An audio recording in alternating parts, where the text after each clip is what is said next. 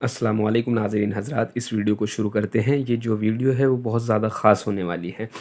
ये जो नक्श आप अपनी स्क्रीन के ऊपर देख रहे हैं, ये इस्तिखारा, नक्श इस्तिखारा कहलाता है। यानी ये जो नक्श है ये बहुत से कामों में आता है और इसका ये जो काम है, यानी एक ख़ास काम ये भी है, ये इस्तिखारे के काम में ये बड़ा ही काम आता है। यानी इस्तिखारे के काम में ये बड़ा ही कारगर है और जो बुज़ुर्गों से हम तक पहुँचा है, यानी बुज़ुर्गों ने जो हमें तालीम किया है, उसका एक तरीका ये भी है कि आप इस नक्श से इस्तिखारा कर सकते हैं।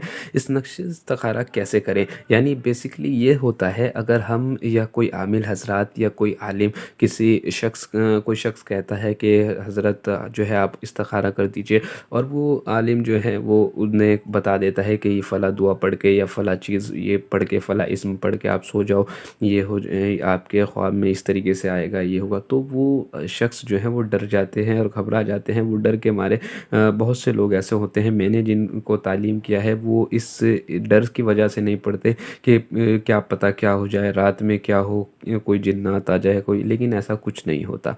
तो क्योंकि इस्तिखारा जो है वो सुन्नत तरीका है और अल्लाह के रसूल भी इस्तिखारा जो है वो किया करते थे। चलिए, इस नक्श से यानी नक्श के ज़रिए इस्तिखारा कैसे होता है, इस वीडियो में हम आपको वही बताने जा रहे हैं। इस जो है इस्तिखारे में आपको डरने वाली या घबराहट वाली कोई बात नहीं है। यानी ये मर्द भी कर सकता है, और इस नक्श की और इस इस्तिखारे की बात यह है, ये औरत भी आसानी से कर सकती है। बस शर्त यह है कि पाक साफ़ हो और नमाज़ों की पाबंदी हो। वो शख्स जो शख्स नमाज़ों की पाबंदी रखता हो, नमाज़ें पढ़ता हो और जो है ज़िक्रुल्लाह में जो है वो मशगूल रहता हो, भले ही चाहे ज़्यादा ज़िक्रुल्लाह ना करता हो, लेकिन थोड़ा बहुत तो जो है वो होना चाहिए, तो उसको जो है रूहानियत में आसानी हो जाती है और उसके लिए ये चीज़ें थोड़ी आसान भी हो जाती है। और जो शख्स बिल्कुल ही अल्लाह से बिल्कुल खफ़ा रहता हो, या फिर वो नमाज़ें ना पढ़ता हो, नमाज़ें तर्क करता हो और फिर सोचे कि मैं रूहानियत में तरक्की हासिल करूँ, तो ऐसा कुछ भी नहीं होता। तो वो जो है गफ़लत में होकर जो है वो बहुत दूर हो जाता है, अगर वो इस्तेमाल भी करता है ये रूहानियत को। अब ये हम आपको जो है जो आप नमाज़ों की पाबंदी करें, उसके बाद इंशाअल्लाह कोई भी अमल जो है वो करें, आपको कामयाबी लाज़मी हासिल होगी। इस अमल की ख़ास बात ये है, आपको घबराने की ज़रूरत नहीं है। इसमें कोई जिन्नात नहीं आएगा, कोई नहीं आएगा, ऐसा कुछ नहीं होगा कि आपको उठाकर आपसे पूछेगा कि बता तेरी ज़रूरत क्या है, तेरी हाजत क्या है। नहीं, ऐसा कुछ नहीं होगा।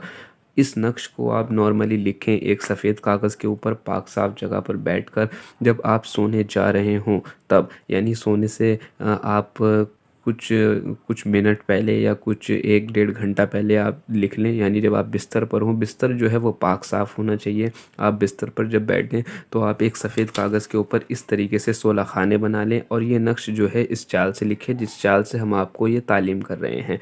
आपको यहाँ जो है सबसे पहले 786 बिस्मिल्लाह के आदात लिख लेने हैं। बिस्मिल्लाह के आदात लिखने के बाद फिर आप यहाँ लिखेंगे 1 2 3 4 5 6 7 8 9 10 11 12 13 14 15 और 16।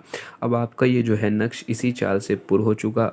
आप इसका स्क्रीनशॉट ले सकते हैं। जब आप जो है इस नक्श को लिख लें, लिखने के बाद आपको करना क्या है, अगर आपको ये नक्श लिखना नहीं आता या फिर आपको जो है उर्दू नहीं आती, तब आप एक काम कर सकते हैं, इसका स्क्रीनशॉट ले लीजिए। स्क्रीनशॉट लेने के बाद आप इसका प्रिंट आउट निकलवा दीजिए और इसे जो है एक तावीज़ की शक्ल में, यानी एक इस तरीके से एक कागज़ के उसमें आप निकलवा लें।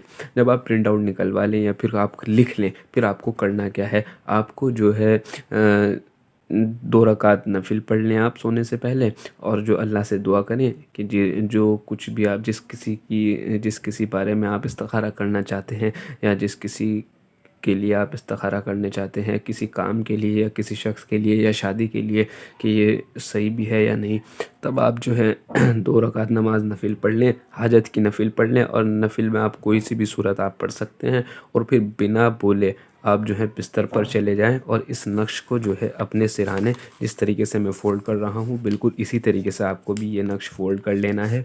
आप जो है इस नक्श को फ़ोल्ड कर लें। अगर आपने हमारे चैनल को सब्सक्राइब नहीं किया अब तक, हमारे चैनल को सब्सक्राइब कर लें। वीडियो अच्छी लगे तो लाइक एंड शेयर करना ना भूलिए।